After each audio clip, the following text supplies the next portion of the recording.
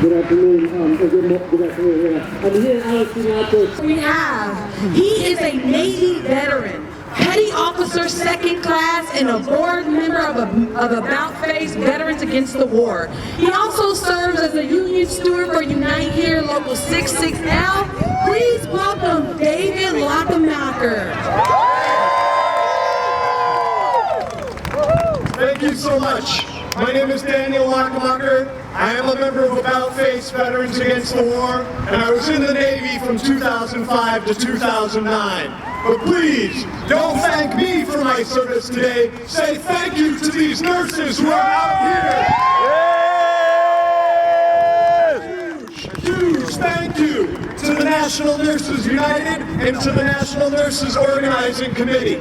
Organizing this event here to stand up and fight back, while at the same time continuing to provide the care for veterans across the country and right here. Give it up for the nurses! I'm not being overly dramatic in saying that this issue that we're out here about today is an issue of life and death. Because nurses form the backbone of healthcare. Healthcare at the VA and healthcare throughout the world. By cutting back on nurses, you're cutting back on the ability of patient direct care. You're cutting back on the nurses to provide that invaluable supervision and support to the ancillary workers, to the CNAs, to all the other staff who make healthcare possible. By cutting back on nursing, you're cutting back on the ability for the nurses who have that patient care direct experience being able to take their time and confer with doctors to ensure that the best decisions are being made. So that is why cutting back on nursing is a life and death issue for veterans. But my interest in being out here today isn't limited to the fact that I'm a veteran who lives 4 miles away from this VA hospital. It's in recognition that this is an issue where we need solidarity. We need to be here whether or not we're receiving care directly at this VA or whether or not we're getting our health care elsewhere in the world. Because make no mistake, this is not only about veteran care. This is not only about federal workers. This is overall about increasing the profit of the medical industry. That's right. Shame on profits. There's a recognition that in a way what the VA is a model of healthcare that is not driven by profit. It is no mistake that it is the VA healthcare system that is facing these attacks because it shows how care can be given in a different way. So these attempted cuts and these cuts that have already taken place, they don't just unjustly harm veterans, they harm all of us across this country. That's right. So we need to be here in solidarity for these nurses. We need to be here in solidarity for all the federal workers facing these cuts. Their goal is privatization. Their goal is union busting. That's right, no way! So what do we do when federal workers are under attack? Stand up!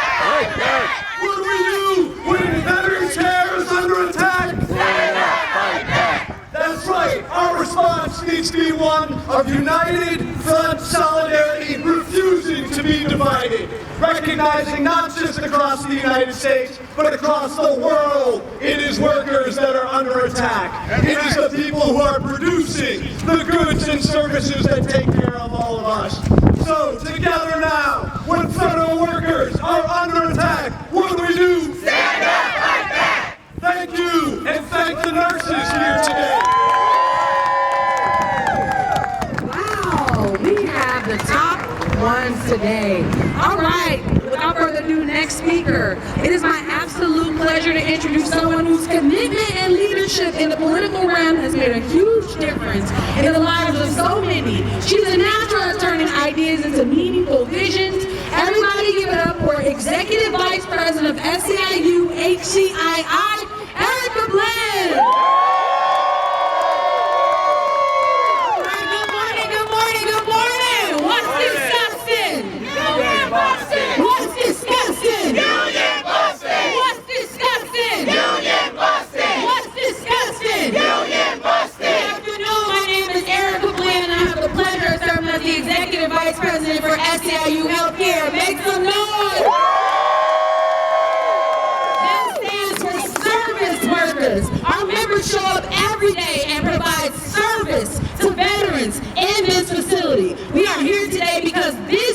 administration has decided to attack veterans and workers, and we say that ain't right, and we gonna fight back. Secretary of the VA, Doug Collins, has said that he would stand up for veteran workers. He gained support during his hearings by talking about his experience as a union worker, but what he has done is absolutely disgusting. He said that he would work with collective bargaining agreements, but he has broken that promise and instead has attacked federal workers that he said he would protect. He has fired employees who have done nothing, including veterans. He has gone after workers who have exercised their right to enforce collective bargaining agreements and civil service protections. He has stripped collective bargaining rights specifically from union members who have defended their rights, including veterans. So I say again, what's disgusting? Union busting! What's disgusting? Union busting! Secretary Collins has the power to step up for veterans, but he won't. The executive order claims to strip our unions of their collective bargaining agreements in the name of national security. But what is national security about providing life-saving care to men and women who have fought for this country? They were the national security, and we owe them a debt of gratitude to make sure that these facilities are properly staffed. VA workers, many of them veterans themselves, deserve someone who will defend them. All workers provide essential services, making sure that veterans are healthy, are safe, are fed, that injuries that they gained in combat, visible and invisible, are treated with respect and compassion. Cuts to staffing and attacks on collective bargaining have already impacted veterans' care. Our workers do everything they can, but short staffing means higher risk for falls and longer wait times for even the most basic necessities like food or help using the bathroom. And that's not right. The impact on our members is severe. The stress of caring for a veteran as fast as you can, while you have 5 more who are waiting on you, knowing that no matter what you do, they will suffer because you can't be in 5 places at once. That is the position that they are putting the staff who are standing out here today in. And we say enough is enough. To do the right thing, and we say do the right thing. VA workers know what it means to live up to a commitment to our veterans. Secretary Collins may forget about the promises he made before Congress, but our members surely will not. For VA workers, many of whom are veterans themselves, we will continue to fight, we will continue to stand up and continue to be in solidarity with every union in this building to live up to our commitment, to serve our country, to serve our veterans, and to do it with pride and dignity. And we are calling on Secretary Collins to do the same and live up to your commitment to protect collective bargaining for the workers who provide critical services to our veterans. You guys are on fire this morning. The unions are under attack. What do we do? Stand up, fight back! When veterans are under attack, what do we do? Stand up, fight back! All right, our next speaker. So solidarity in our community with our allies and union brothers and sisters is invaluable. This is what we share with our friends at Arise Chicago. Please give it up for Moises Zavala. Hello friends, my name is Moises Zavala with Arise Chicago. Arise Chicago is a worker center where we support immigrant workers in defending their labor rights. Arise Chicago stands with the VA nurses here on these attacks from this new executive order. As you can see, the nurses here are not alone in this fight. We believe that if the nurses are attacked in this VA, we are all under attack. Immigrant rights, worker rights, federal rights, we're all under attack. Arise Chicago is with you and will continue to push back, fight back, so that our veterans can have the service and the care. We will continue to come back as many times as needed. Waiting for the mics.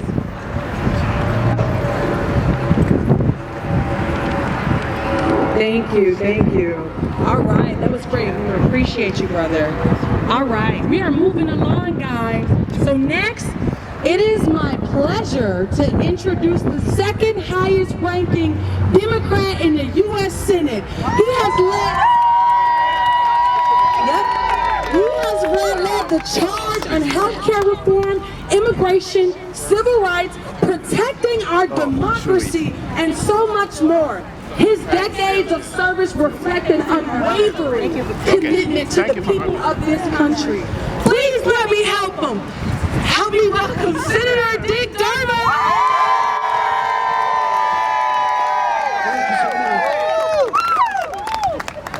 When the veterans call, you are there. When you call, I am here. I don't have a long speech, which will surprise you. I'm leaving that to Chewy Garcia, my colleague. But I will tell you what I believe is at stake here. It's the dignity of the veterans that is at stake. Think about it. Politicians will show up for parades, we'll wave those flags, we'll give our speeches about how much we love veterans, but this is the proof. Yes, sir. What are we willing to do to give dignity to those veterans when they need that help the most? The second group that we want to make sure is recognized for dignity are the caregivers themselves. All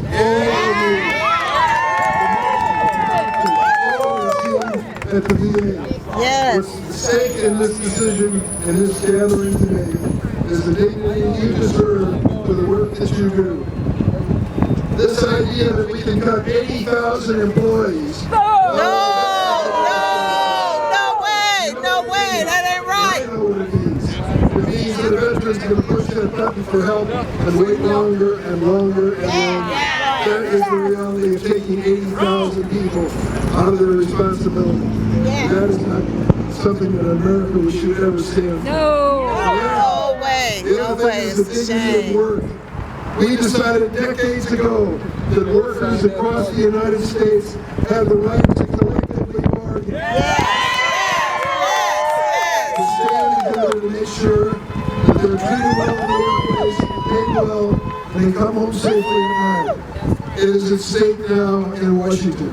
This administration with executive orders is trying to eliminate collective bargaining. That is not American. That does not make America great again. So my point to you is this. We need to say to people, stop marching in the parades if you're not going to march for the workers. Stop marching in the parades if you're not going to really stand up for veterans when they need you. Stop marching in those parades if you don't believe that these veterans made a sacrifice of their lives and deserve the very best treatment when they come to the VA hospital. That's what's at stake now. I'm honored to be with you today. You know that my days are limited in service to you. But throughout my Senate career and House career, I've always tried to be on the firing line in your life and your future is at stake. That's why I'm here on Saturday, to make sure that we get this message out to Chicago, to Illinois, and across the nation.